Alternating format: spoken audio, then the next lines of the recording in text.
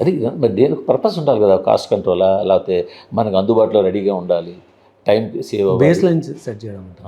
ఆ ఇన్ఫ్రాస్ట్రక్చర్ అంతా మనం ఎందుకు టేకప్ చేస్తామంటే ఐదర్ కాస్ట్ కంట్రోల్ లేకపోతే time saving. Base line cost expectation set చేయడానికి, నేను కాస్ట్ కంట్రోల్ చేయాలని. So coming back to movie, మీరు ఇప్పుడు ఇన్ని సినిమాలు వచ్చిన తర్వాత బేసిక్గా మీకు ఒక టీం ఉంది, వాళ్ళు కథలు వింటారు, బేస్గా వాళ్ళు అలా అలా మీ దగ్గర ఫైనల్గా మెయిల్ చేస్తారు. మీరు ఒక జస్ట్ ఇంతకుముందు కూడా ఇంటర్వ్యూలో చెప్పారు, ఒక ఎట్ ఏ గ్లాన్స్ చూస్తాను అని చెప్పేసి. ఇప్పుడు వస్తున్న ఇన్ని సినిమాల ఎక్స్పీరియన్స్తో ఈ ఎట్ ఏ గ్లాన్స్ నుంచి పూర్తిగా స్క్రిప్ట్ చూడడం వరకు ఏమైనా వెళ్ళారా? ముందు కూడా అనాలిసిస్ డేటా తెప్పించుకున్నానండి. ఇప్పుడు ఇంకొంచెం ఆ రివ్యూ ప్రాసెస్ని తరో చేశాను. నేను టైం స్పెండ్ చేసి కాదు, దాన్ని ఎలా బ్యాలెన్స్ చేయాలో, ఎలా ఇన్ఫర్మేషన్ తెచ్చుకోవాలో అన్నది. మీరు చూస్తే మేము మౌంట్ చేసే ప్రాజెక్ట్స్ అంతా ఫ్యూచర్లో మిస్ఫైర్ అయ్యే కంటెంట్ ఉండదు. ఎగ్జాంపుల్ వచ్చి ప్రీవియస్ ఇంటర్వ్యూలో చెప్పిన, నిశ్శబ్దం చేసినప్పుడు సమ్ ఫండమెంటల్స్ మిస్ అయినాం.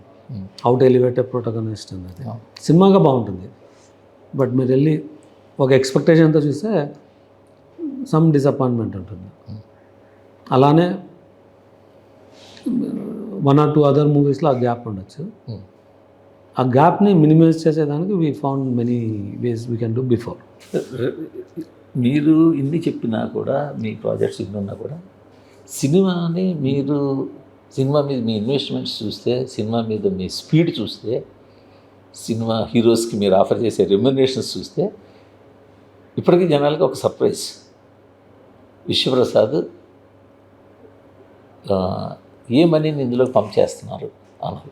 నా దగ్గర అమెరికన్ డాలర్స్ ఉన్నాయండి. దాన్ని ఇండియాకి నేను ప్రాపర్ ఎఫ్డిఐ అని ఒక కాన్సెప్ట్ ఉంది, ఫారెన్ డైరెక్ట్ ఇన్వెస్ట్మెంట్ అని. నేను తెచ్చిన ప్రతి డాలర్ని ఆర్బీఐకి రిపోర్ట్ చేసి నా సినిమా కంపెనీలకు పెడతాను. కానీ ఇప్పటికీ కూడా ఏంటి ఆ హీరోకి అంత రెమ్యునరేషన్ ఇచ్చారా, ఆ హీరోకి ఇంత రెమ్యునరేషన్ ఇస్తారా, అందరూ కూడా ఏ ప్రొడక్షన్ల కోసం మీకు బైక్ ఎవరు ఏం మాట్లాడకపోయినా మా దగ్గర మాట్లాడేది ఏంటంటే ఇటు వాటి ఏంటి ఆయన నా కంపెనీలో తెచ్చిన ప్రతి రూపాయి ఆర్బీఐకి రిపోర్ట్ చేసి తీసుకొచ్చిండు మనీ. సో మామూలుగా వేరే ఇన్వెస్టర్స్, వేరే ప్రొడ్యూసర్స్ చేయాల్సిన పని లేదు. లోకల్ నాది బయట నుంచి వస్తుంది కాబట్టి, ఫారిన్ ఇన్వెస్ట్మెంట్ మనీ కాబట్టి. సో ప్రతి రూపీ అకౌంటబిలిటీ, ప్రతి ఇన్వెస్ట్మెంట్ని రిపోర్ట్ చేసి ఉంటారు. మామూలుగా ఎక్స్పెన్స్ రిపోర్ట్ చేశారు, నేను ఇన్వెస్ట్మెంట్ కూడా రిపోర్ట్ చేస్తాను. సో సినిమాల్లో ఉండే బ్లాక్ మనీ అనేది మీ దాంట్లో ఉంటుందా? నాకు సినిమాలో ఉండే బ్లాక్ మనీ గురించి తెలియదు, నా దగ్గర బ్లాక్ మనీ ఉండదు. నా దగ్గర అంతా సో హీరోలకి, డైరెక్టర్కి అందరూ కంప్లీట్ వైట్ పేమెంట్స్. ప్రతి దానికి టీడీఎస్ అండ్ జిఎస్టీ ఉంటుంది. కానీ మేము వినే హ్యూజ్ ఫిగర్స్ డైరెక్ట్లీ హీరోలకి, ఎస్పెషల్లీ హీరోస్కి అంత ఫిగర్స్ వాళ్ళు వైట్ చూపిస్తారంటారా?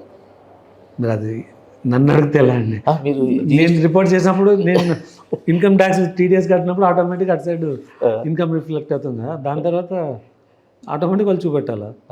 మీరు హీరోలు అడిగినంత రెమ్యునరేషన్ ఇచ్చేస్తారు అని ఒక టాక్, ఎంతో నిజం?